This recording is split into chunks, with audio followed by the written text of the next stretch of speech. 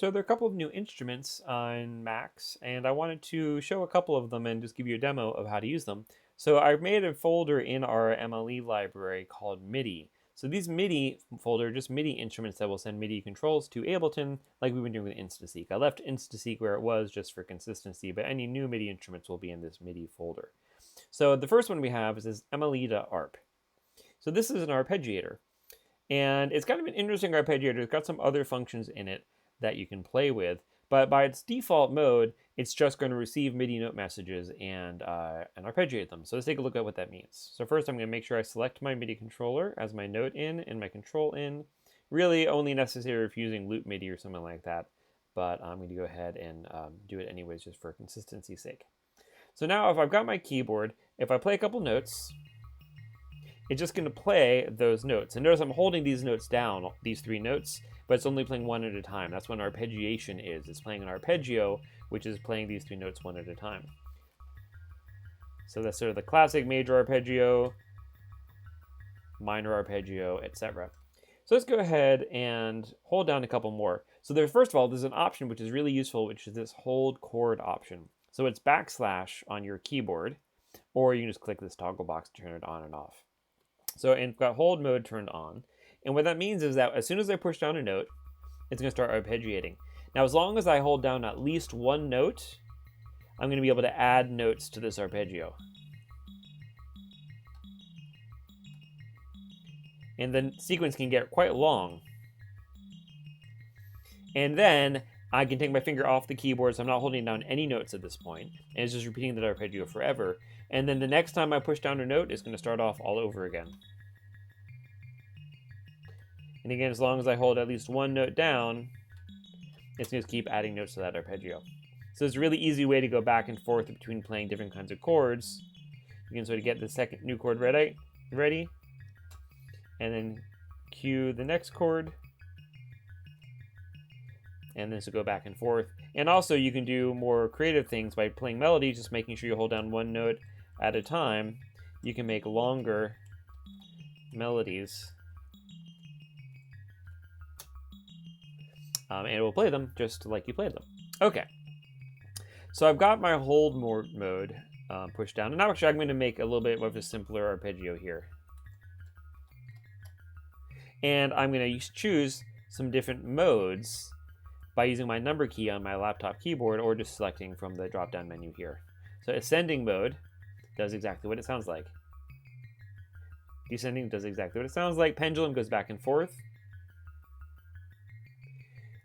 Order mode is going to play the notes in the order that you played them, which is actually quite nice if you're doing like a melody or something like that. I can do like...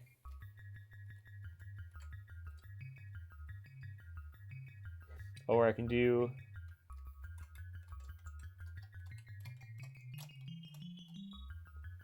If I put this in ascending mode, it would just play them all one at a time, ascending or descending. But in order mode, it'll actually play them in the order that I played them on the keyboard, which is kind of nice. We also have a random mode, which just jump around between them. A couple other things to notice. There's an arpeggiator octave here. It doesn't quite work the way you would expect it to. So 7 is the default octave, or maybe 8 is the default octave. So now, if I just play a single note, we just hear a single note. If I go down to 7, it is, by the way, it's playing random here, so I'm going to go ahead and do order mode. It's actually including another octave down, but it's also playing the original octave. Same thing if I go down. Well, that's not what I was expecting to hear, right?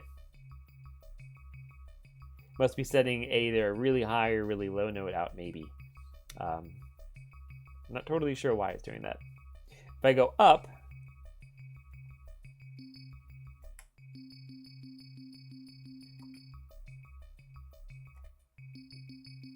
so 8 is sort of the default one, which is going to play a single note. So if I put it in 9, which is up an octave, and I play a couple of chords, it's including the octave of all the notes that I play. If I just play 2 notes, it's adding those extra notes. And you can even see it here. This C is being mirrored an octave higher. That's just me holding on these two notes and this adding those two notes. Anyways, just something to keep in mind.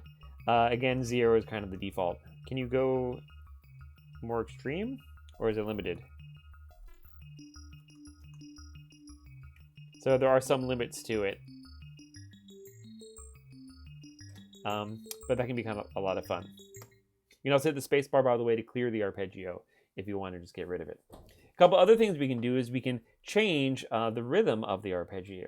So if I throw in an arpeggio, and now I can deselect these using my top row of my laptop keyboard, the Q row, and mute some of those notes.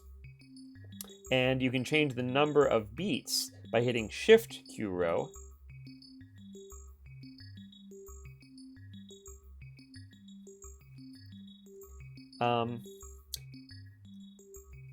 You can divide the tempo. So I'm going to go back to 8 and go to enable this again. We're on 8th notes, I think, or 16th notes by default. 8th notes will be half as fast. Triplets. 16th note triplets, or 32nd notes if you want to go really, really fast, or quarter notes if you want to go really slow. You can also sync to downbeat. So what this is going to do is it's going to make it... So let's go ahead and make a simpler sequence, maybe just this. Actually, let's make sure we go down to the 0 octave. So what's happening is when it gets down to the beginning here, it's forcing the arpeggio to start over. So we have 5 notes in our arpeggio, 1, 2, 3, 4, 5, and then this is the first, second, and third note again. But then when it gets back to here, it's going to force us to start back at 1. That's what syncing to downbeat does, and make sure that if you have an odd number of notes, you're always going to sort of fit them in one bar, which can actually be really helpful in a lot of ways. That is it as far as the controls. You can also use your laptop keyboard like this, as well as a MIDI controller keyboard. And the laptop keyboard works quite well for doing this. Of course, you have the same problems as you always do, where you can't do certain key combinations. But for the most part, that works out just fine.